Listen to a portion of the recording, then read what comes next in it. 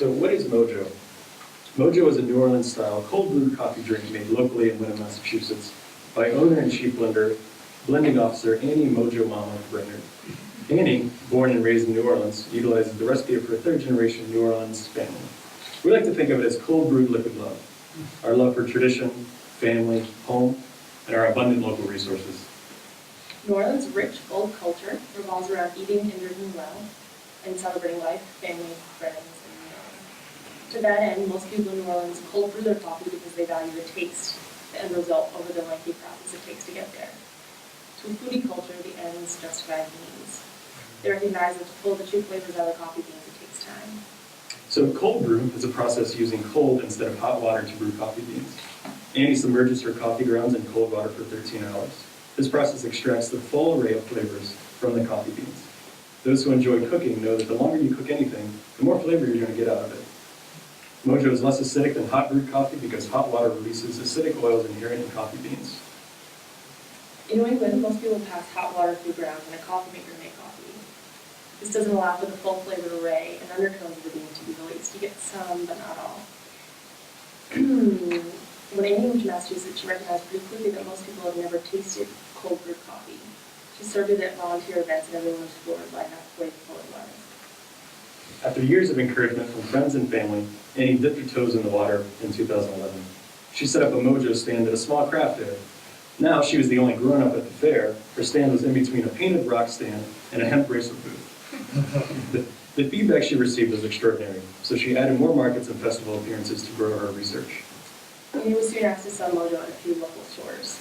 In 2012, Grassy Roots in Wyndham became Annie's first retail partner. Cups of Mojo were selling so fast that she was encouraged to sell jars rather than only buy the cup. As business and local demand grew, Annie partnered with the first church in Wyndham to run the commercial kitchen for bottling. And today, Annie partners with Julio's Dairy in Salem to bottle Mojo and sells it at Henry's in Beverly, Grassy Roots in Wyndham, Shoeby's in Marblehead, the Meat House in North Beverly, Appleton Farms Dairy Store in Ipswich, and our very own Chester's Place. So how's Mojo doing? For the first official year in business, we've grown from one account at Grassy Roots to 10 accounts, generating a revenue of $40,000. The cost of goods sold amounts to $16,800, and the fixed cost goods amount to $8,500. The total cost amount to $25,300, leaving us with a net profit of $14,700 in 2018. So, in the near future, we expect to add another dairy hub and another dozen local stores. Total expected revenue for year 2 is at $80,000. Year 3, add a third dairy, with a total expected revenue of $150,000. And potentially, with the help of prize money from the Social Venture Challenge, we would use the prize earnings to go towards paying Gordon interns to help in the kitchens, with market support and sales and marketing, to strengthen our partnership with the college. We expect Mojo to catch on, and for more and more people to fall in love with the cold brewed liquid love. At its core, Mojo is about sharing love. From the love of local resources to the love of tradition and quality taste, Mojo connects people passionate about local organic products and coffee with a handcrafted beverage. It's an artisan product that's ready for you.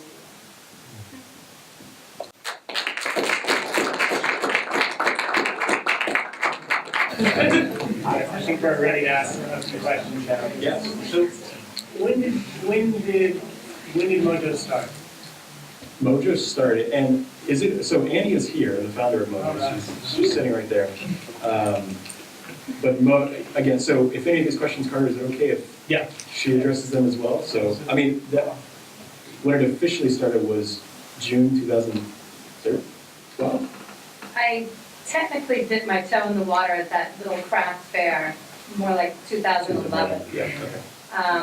But before that, I just always shared my home brew, my family recipe with friends, and they encouraged me to sell it. And I just didn't listen for the longest time because I thought everybody cold brewed. So in 2011, I finally thought, you know what, let's just see what happens. And I sold it at that little craft fair. So I would say 2011. I have a question. How much time do you think that you invest in Mojo a week, you'd say? Me personally, Or just your whole team? Or yeah. I would say probably 40 to 50 hours a week. It's full time. Yeah. I had other jobs that I would work part-time and try to really get Mojo up and running, but realized pretty quickly that if I wanted it to really fly, I had to jump in with both feet and commit. So I did that about a year and a half ago, and have never looked back.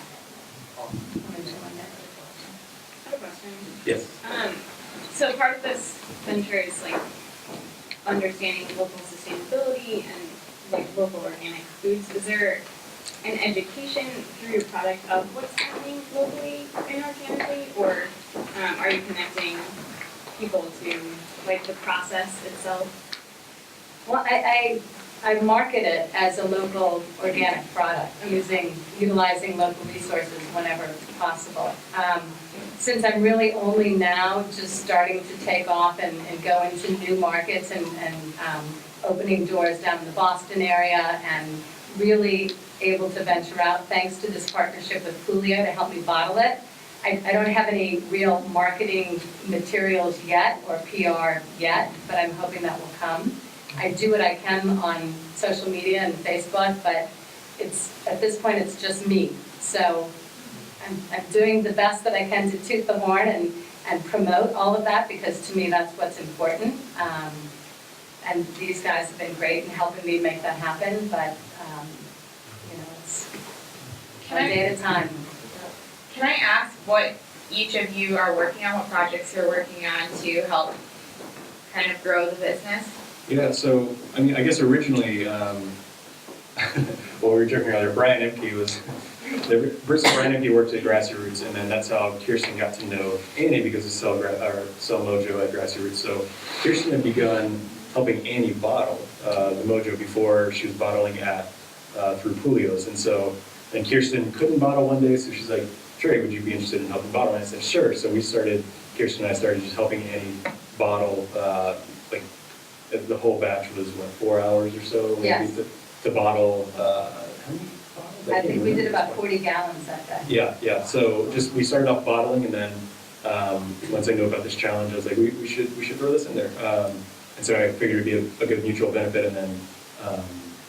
I got in touch with Brooke. Yes, yeah. And then Brooke and Amy got in touch, and we got They Mojo. spent a whole semester just talking with dining services to figure out pricing and how that would look.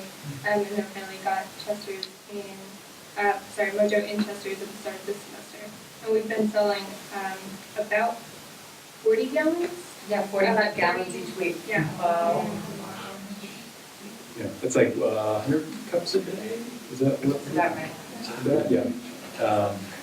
And then, so now it was just kind of working on this challenge, trying to get what Annie had been doing kind of on paper, into this presentation, and then in the future. Like we said, she just needs kind of people to work with her, internships, help with marketing, social media, website, pushing the brand to wherever else we can go, Whole Foods, more markets, things like that. So.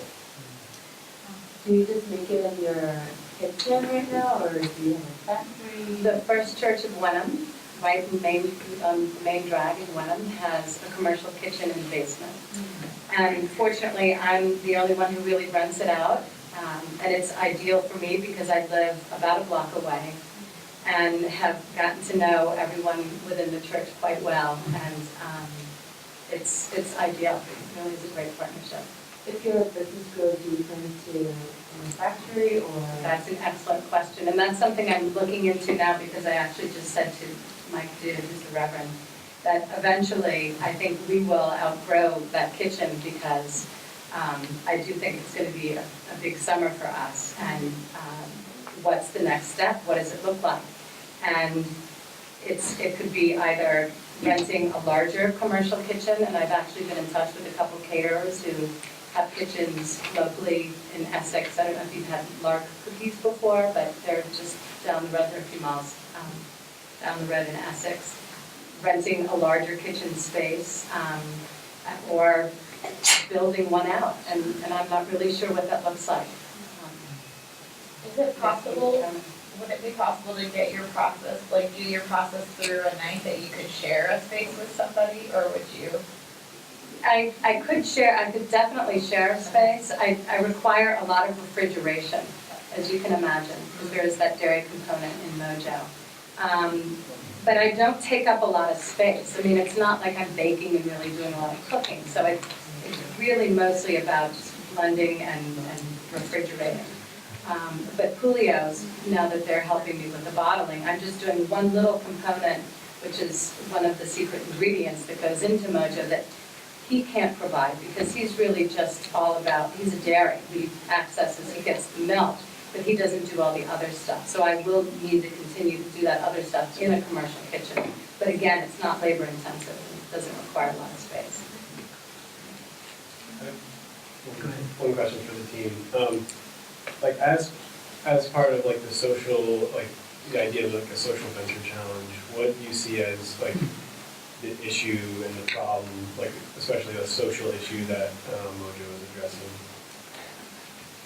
Well, what we found is that Gordon has a lot of students who are passionate about local products, and organic, natural products, and this product, Mojo, is local, milk from Africa and Coolio's, and another farm.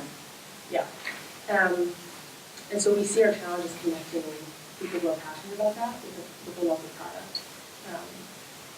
That's our need. And also, just, I mean, it kind of, when you taste Mojo, it tastes kind of like a latte, kind of that flavor, but it doesn't have any of the calories of a latte. What are the calorie count, like 110, 120? It's 120 for an 8-ounce serving. Okay, yeah, so just kind of calorie intake, so it's kind of more dietary than a lot of other drinks that taste similar flavors. And then what we've noticed that we weren't really able to flesh out here, but kind of the market for cold brew coffee and kind of quick, accessible cold brew coffee is really right now, as far as the main competitor, is Starbucks, and it doesn't taste nearly the same. So as far as competition, it's a very interesting market. There's not a ton out there. I mean, obviously Starbucks is a big brand, but kind of the grab and go cold brew. That's kind of like the Starbucks fraps, things of that nature. Yeah, yeah. And that's not cold brew, that's just a cold. Exactly. Okay. Yeah, yeah. And also just to further the health, the acidity in hot coffee is really extreme. And so for people with heart issues or that have problems with acid, this is a much healthier result.